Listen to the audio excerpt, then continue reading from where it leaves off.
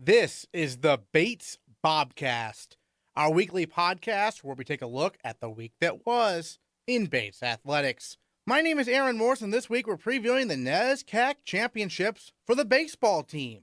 The NCAA tournament gets started this Wednesday for men's lacrosse, and the rowing and track and field teams excelled at the New England Championships, with the battle for the NESCAC rowing title taking place this weekend.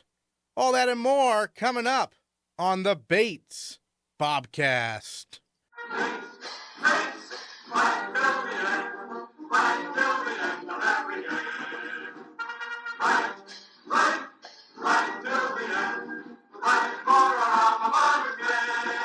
The men's lacrosse team lost its first game of the season on Saturday, falling to Middlebury in the NESCAC semifinals by a score of 14-13. Wesleyan went on to beat Middlebury on Sunday at Garcelon Field to win its second NESCAC championship. Sunday night, the Bobcats gathered together in Merrill Gymnasium to watch the NCAA Championships selection show. It's been another outstanding season for Bates College. Bates landed one of the top 4 seeds in the field, and they will host Plattsburgh State this Wednesday at 4 o'clock. The winner will take on the winner of Amherst and Springfield this Saturday, and that game will take place at Bates should the Bobcats win on Wednesday. After the selection show wrapped up, we caught up with head coach Peter Lasagna. Did you even bother to watch Sunday's game or anything? Yeah, we did. Actually encouraged all of them and the staff to go watch it, in part to be good, cordial, generous hosts, but also because we know there's a very good chance we're going to be seeing at least one of those teams again. So I think that just about everybody came out and watched today. And even though obviously disappointed with the elimination in the semifinals, but at the same time, I think you touched on this, they get an extra day of rest in preparation for the NCAA tournament, don't they? Well, don't get me wrong. What we would all have preferred to have beaten Middlebury and played today, but realistically, quite honestly, in terms of where we are, I mean, everybody's banged up at this time of year, and we certainly are, and some really important people for us are banged up. So to not have to play today may really have been a blessing. And then for the team, I mean, obviously last year, after what happened last year, how gratifying is it to not only be in, but have a top seed? It's extremely gratifying, and as I said to the young men, I'm just really proud of them. You know, we sat in this room a year ago and processed some real serious disappointment. And part of the reason why we were in that room together a year ago was because I've been a part of that before, and I know if you have the right people, how powerfully motivating it can be, and clearly it was quite motivating. 4 NESCAC schools in your region, including if you beat Plattsburgh State a date with Amherst, which was a really high-scoring game this year. What's that mean to you to have another, almost like another NESCAC tournament? Well, I think obviously it's a great statement, a national statement about the strength of our conference, and those of us that are in this conference and realize just how difficult it is to play every single team in this league, we understand it. So I think that's a wonderful thing for our conference, for the NESCAC. And it just, as you said, they love to pair the NESCAC teams up in the second round if they can. And so they're doing it again. We will work really hard to prepare for Plattsburgh and earn a home rematch with Amherst. Well, I know 2 years ago, I mean, you beat Keene State, you fell to Tufts, but it was a great first experience in the NCAA tournament. What did you learn personally as a coach from that experience? Just what it's like to manage being in the NCAA tournament with students that are in short term, which means that they are taking one class or no classes. Some of them are taking very intense classes that meet for hours and hours and hours every day. Other people are taking no class at all. So trying to manage a team where their student experience is so divergent and so different right now, it's really interesting. But obviously, they're pretty focused. They have a really exciting, their most fun and exciting short-term classes participating in the NCAA tournament. How nice is it not to have to travel anywhere unless you make the NCAA title game? I think it's a huge edge, and part of what we talked about heading into this weekend was that if we took care of our own business, we could be home throughout. So even though we didn't get everything done, didn't get every goal accomplished this weekend, we still have a chance to be home throughout. All right, Coach, thanks so much. Thank you, Aaron. The track and field teams shined at the New England Division III Championships last weekend, with both teams finishing third out of 32 scoring teams. It marks the highest finish for the women at the meet since 2006. Senior captain Allison Hill won the 100-meter hurdles with a time of 14.04 seconds, a new meet record. Senior captain Jessica Wilson won the 1,500-meter race with a time of 4 minutes, 31.47 seconds, a new facility record that places her second on Bates' all-time performance list. Sophomore Ayden Eickhoff also played a big role in the Bobcats' success, winning the 800-meter run with a time of 2 minutes, 11.17 seconds, breaking her own school record in the process. She also helped the 4x400 relay team break the school and meet record with their time of 3 minutes, 50.16 seconds. For her record-breaking performances, Ayden Eickhoff is our female Bobcat of the week. The 800-meter run, you broke your own school record again, won the race. When did you kind of realize that that was kind of like your specialty event, you think, during your time here at Bates? Because you're only a sophomore, but it seems like you've fallen into that groove quite nicely. Yeah, so I've always been more of a middle distance runner. I did a little bit longer races in high school, but it's been really, really nice to focus on more like 400s and 800s coming into college. And it's just progressed more and more from where I was last year, and I was finally able to dip under that 211.8 from last year. You ran cross country with the team in the fall, right? I mean, that doesn't necessarily prepare you for middle distance. No, I personally think that it did help in the long run just to get a jump on indoor season. However, when I started training like more sprinting, I could feel that I really needed to develop those muscles a little bit more. But I think I'll definitely do it again next year. I wouldn't change that. Great. And then the 4x400 relay team, I mean, you guys broke the school record that had been set when Claire, I know, was like a first year, right? So how cool was that? That was really, really cool. I definitely wasn't expecting it. I was trying to kind of calculate right around where we would end up just from like what the splits that we had been running in the past right before our race. And to see Claire cross the finish line right around what we thought was like 349, 350 was really, really cool. And I hope to do better this weekend when we run it as well. Well, what does it say about the team that you can have someone like Paige, who's only a first year, step in and contribute right away? That shows a lot of depth up and down the roster, doesn't it? Yeah, that's something we've always kind of had. Bates especially really, really focuses on having that depth instead of just like 1 or 2 star athletes, which we definitely have, and people like Allison Hill and like Sally. But we also have people who contribute all across the board. And then this was the New England Division IIIs, and then next week you're going back, or this week I should say, you're going back to the exact same location, but you're facing like Division I opponents also. So how cool is that to face some bigger schools? Yeah, that'll be really cool, and I think it should push us in the 4x4 to have girls that we can run with who are consistently running in the lower or to mid 50s for the 400s. So that'll be really cool. It puts a little bit more pressure on it, but I hope that we can rise to the level and compete with all of them. Just from a mentality standpoint, you're running 400 versus when you're running 800, relay versus individual. What are some similarities? What are some differences between those two races for you, from how you approach it from a mental standpoint, from a strategy standpoint almost? Yeah, so for the 400, for me personally, in the past, it's just been kind of all out.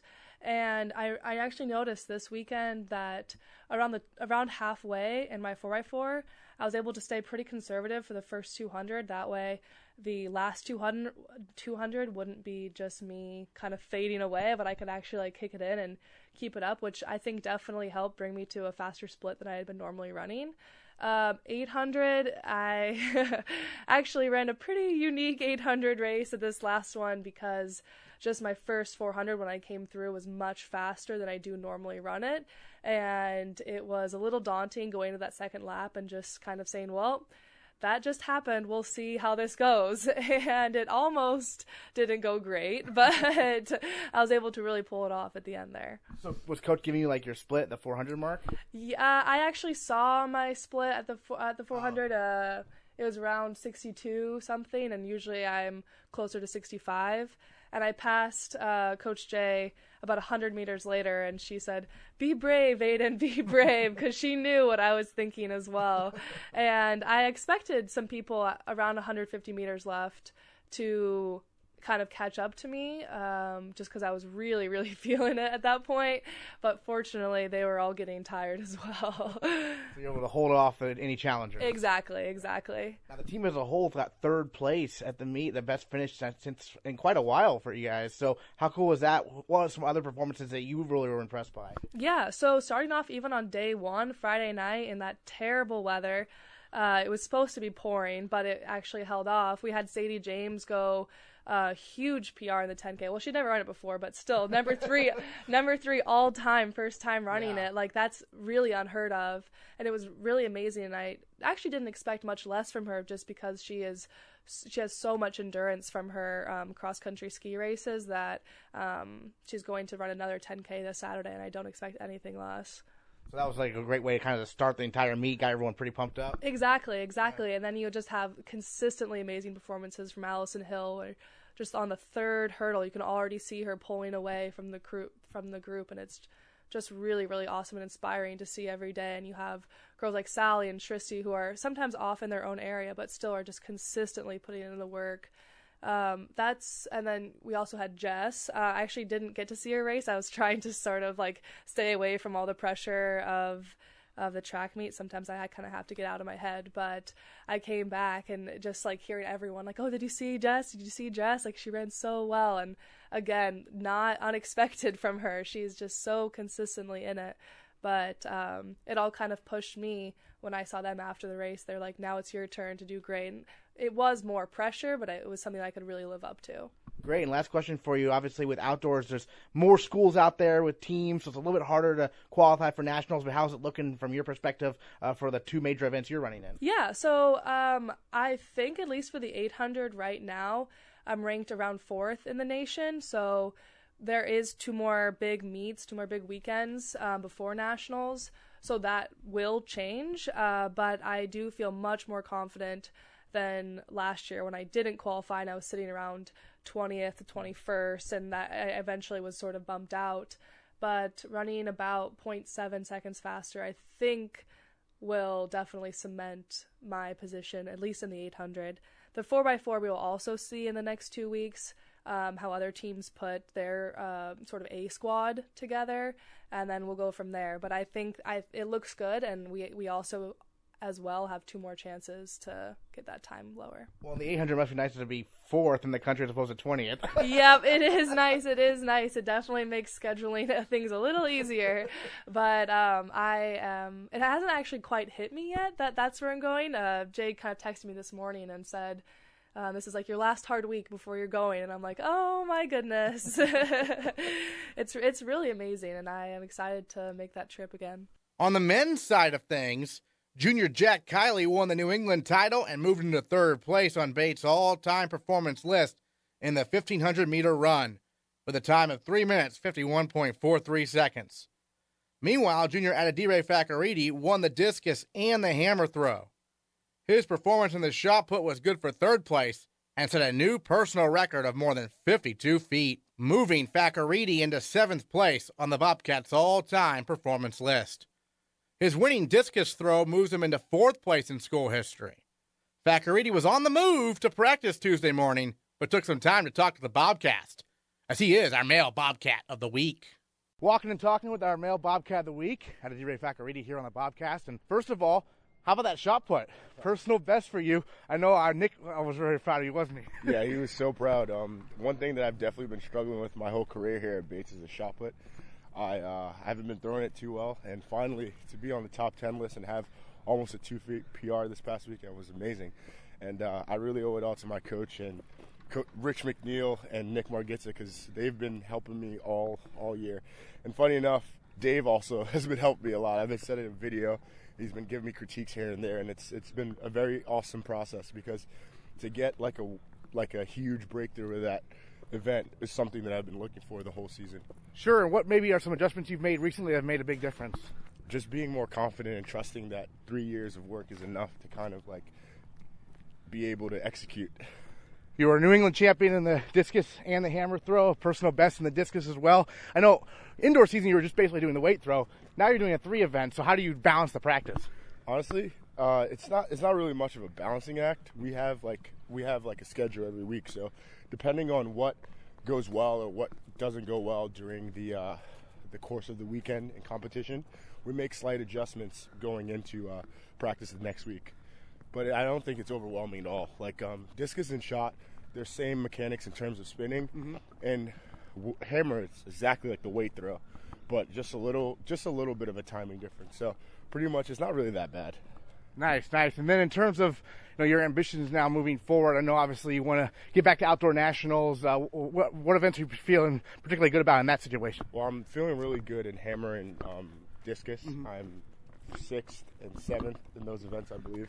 And in shot put, I'm 22nd. So I'm trying to perhaps, hopefully, put a mark out enough to secure me a position to go to all 3. That'd be pretty sweet, wouldn't it? Yeah, it would be actually really good. And it's funny because I've only been throwing shot once a week. So moving into MIT Last Chance, my coach said that we're probably going to focus on that event. And hopefully that gives me enough for me to push the mark further out. Nice. And then how about fellow thrower Tyler Harrington with the javelin? Obviously, he won New England. That was pretty cool, wasn't it? Yeah, that was pretty awesome. Tyler Harrington set the school record in the new age jav, because around 1984 or 85 they changed the balance point of the javelin. So as you can see, the marks are 10% lower, because back then those javelins back in the day essentially used to go in orbit, and now they put a limiter on his javelin. So he has the school record in the new age javelin. The team as a whole, obviously a 3rd place finish, must have been pretty happy. Oh my God, it was amazing. Other standout events are Jack Kiley and the 1500 breakthrough. I don't know what was going through his mind, but he was running like a beast. Huge PR, and he qualified for nationals off that event. We got started off with Blake and Brendan, the Maltese. They absolutely killed it. And Rob Flynn, Patrick Griffin, several of the 4x800 guys. Isaiah doing a fantastic job on a long jump. Unfortunately blew out his hamstring, so he couldn't go into finals. So going into finals, he was in 3rd place, but someone surpassed him. So he's going to heal up, rest up. He's fine. He'll be ready to go for MIT Last Chance, hopefully. Oh, wow. And obviously Jeff Jones in the triple jump getting a huge 3rd place there. You mentioned the Maltese, the decathlon. Can you even imagine participating in something like that? Absolutely not. There's only one thing I could do, and that's throwing rocks. Well, you're pretty good at that. So we'll let you get to practice, but Adedire Fakorede on Real Bobcast of the Week. Thanks so much. Thank you so much. The rowing teams enjoyed a very successful New England Rowing Championships, with the number 1 nationally ranked women's rowing teams' 1st and 2nd varsity 8s winning their respective grand finals. The men saw its 1st varsity 8 finish 2nd in its grand final to WPI, and the 2nd varsity 8 won its grand final. Now, both teams compete for the NESCAC title this weekend at the National Invitational Rowing Championships. But for head coach Peter Steenstra and the Bobcats, there's more on the line than a simple conference championship. For both the men and the women, this is a big regatta because it's for the NESCAC title. I know last year they both kind of fell short, so how much of a motivating factor is that, what happened last year, entering this season, do you think, for them? Do they talk about it much? We really don't. The NESCAC title, and not to shortchange that in any way, but in a sense, they kind of won it last weekend. Both boats finished as the top NESCAC crews last weekend. And that we feel that that's something that's very much within our reach to do again this week. Is it something we focus on? No. Are they aware of it? Yeah, of course they are. That would be a nice thing to be able to do. But they're setting their sights higher. The women want to get ahead of Ithaca, which is clearly a very strong program out of New York.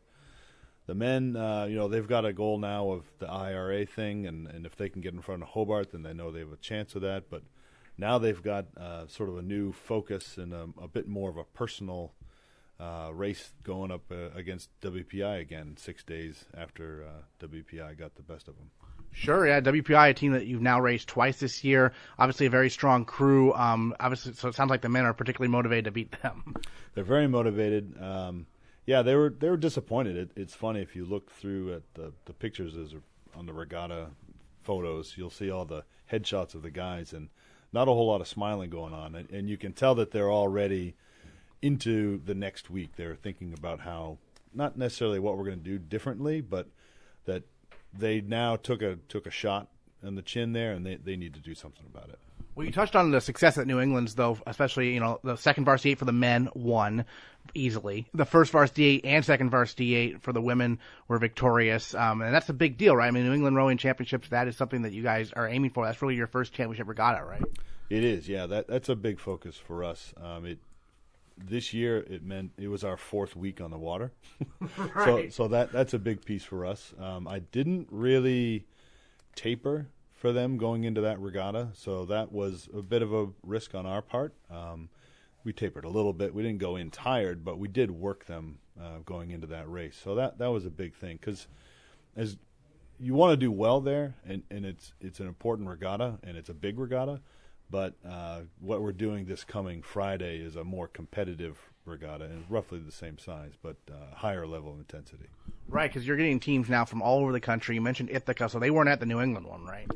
No, they weren't. That would include, say, Hamilton College, which is a NESCAC school. Sure. But that's why this is the NESCAC regatta, because Hamilton's there, Yeah. and that we finally have everyone present, and we can get it done. Sure, and then I know in the past Williams has been a big rival for the Bobcats. Do you see that shaping up again this year? Absolutely. The guys seem to be slipping a little bit. They've got an interim coach, and things are going on there. But the women's team is only going to get stronger. They are similar to us, slightly bigger in size, but clearly a very talented crew that's going to get faster as the weeks progress. Great. And now, so this week in practice, I know you're going out on the water later today. What's going to be the main focus leading into this big regatta for both the men and the women, in your opinion? Well, we had a big practice yesterday. It's a short week, so I can't do a whole lot with them. Today will be some short stuff that's kind of high rating, sort of above what our racing pace would be, but real short interval work. We'll see how the weather cooperates or doesn't, and sometimes we adjust things according to that. But Great. And then, are you thinking about messing with the boatings, or are you pretty set on what you've got right now? No, there's just not enough time to mess around with boatings in any way. We've been pretty confident with these lineups for a couple weeks anyway. Most of the seat racing and comparisons we've done have really only confirmed what we already knew. So, the women's lineup has been the same thing since, the 3 weeks before we were even practicing. We were going to regattas, and that was the lineup. So nothing really has changed all that much. So that's probably a good thing that you have such confidence in the current setup, right? It is, because it allows them to gel. It allows the crew itself to be relaxed and not worried about losing their seat. So they're doing their job, and they're doing the training and becoming a unit as a boat, and that's the situation we want to send them to championship races with. I know in the media and stuff we can get caught up with comparing this year's team to previous year's teams. As a coach, do you do that in your mind, thinking to yourself, okay, 2 years ago we won the national title and we had this type of speed in our boats. How does that compare to this year, or do you not do that? Not necessarily from just 1 year to the next. Every crew kind of ends up with a flavor to it, in a sense. And I look at this women's varsity 8 in particular, and I think back to, say, 2012, when I had a strong senior class and a strong freshman class coming in. So I think about that. I compare it to them. On the men's side, I compare these guys to the class of 2009, when I had a big senior class that was a little bit of a wild card, the whole group. So similar here. These guys are a little more calculated, but similar. They're quiet, but they are very aggressive racers. And so I feel like I'm spending a lot of my time calming them down, and that's what I had to do with the 2009 group. Well, we're looking forward to the National Invitational Rowing Championships this weekend. Peter Steenstra, thanks so much. Thank you very much. The baseball team heads to Colby College this weekend for the NESCAC Championships, a 4-team double elimination tournament, which begins Friday when Bates takes on Middlebury at 3 o'clock. Head coach John Martin talks about his first year at Bates and what it will take to make a run at NESCACs. First of all, I think this is a great place for me to be at this point in my career and this point in my life, and I'm very happy here. I met a lot of great people.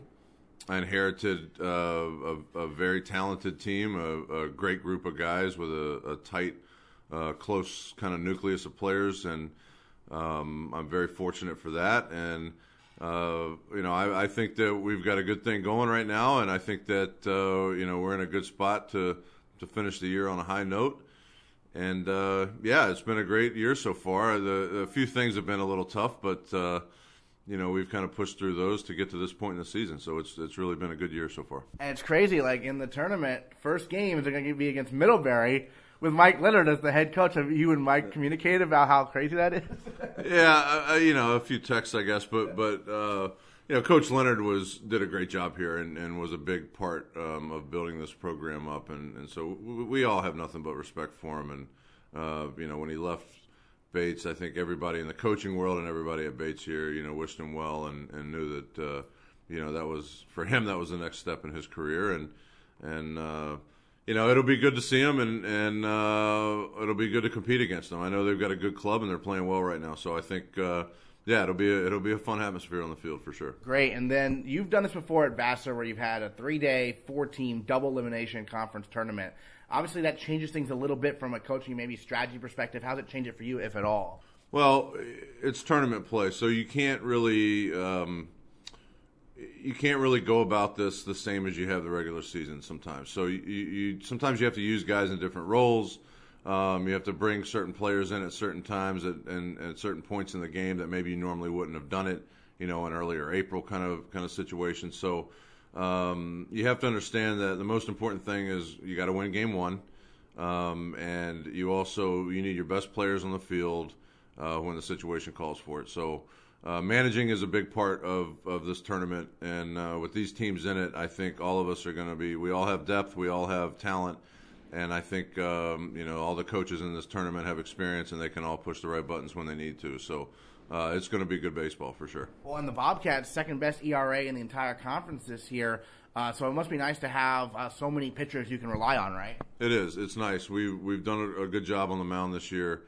I don't really know, exactly have it scripted out who's going to throw when exactly. Sometimes you just kind of have to shoot from the hip and go with who's available that day. But we do have some depth, and we've got some good arms, and hopefully our offense and defense will stay intact as they have all season, and we'll be ready to go right behind the pitching performances we're going to get. Well, it's interesting, like the defense, the games I've seen, the defense has been excellent. But I saw, at Tufts there were some rough patches for the defense. And so do you think that was just kind of a one-time thing, or are there any concerns there? No concerns. I think, everybody has a bad day, and that's pretty much what happened. One thing I like to say is that pitching and defense never slump. Every once in a while your offense can kind of get in a downward trend, but pitching and defense should stay steady every day when you play. And we've got a tight infield, and we've got some strength on the mound, so that's been a big part of our success this year, and I look for that to carry on as we move forward this week. Great. And what's been your message to kind of the hitters going into this tournament here? Because there's some guys on this team who have put up numbers in the past who we know are capable of hitting, right? Oh, yeah. We're all right. We're fine. We just, we got to understand that we don't need to put pressure on ourselves, and we need to execute, and we need to make sure that we're taking good at-bats and we stick to our approach. And we got plenty of talent, and we got plenty of guys that can drive the baseball when we need them to. So I'm not worried about it. At this point in the season, we are what we are, and we're going to go out and play hard and give it our best and try to play good, clean baseball and move on each day. And we mentioned there might be a possibility of, at maximum possibly 5 games in 3 days. And so obviously you have your 3 weekend starters who will be used in some capacity at some point. But this might give an opportunity for some other guys also to get a chance, wouldn't it? It would, yeah, and it'll get a chance in some big spots. And what's funny is I told everybody in our first meeting this spring when we first started, I said everyone in this room is going to be in a position at some point this season where we're going to need you to help us win a game.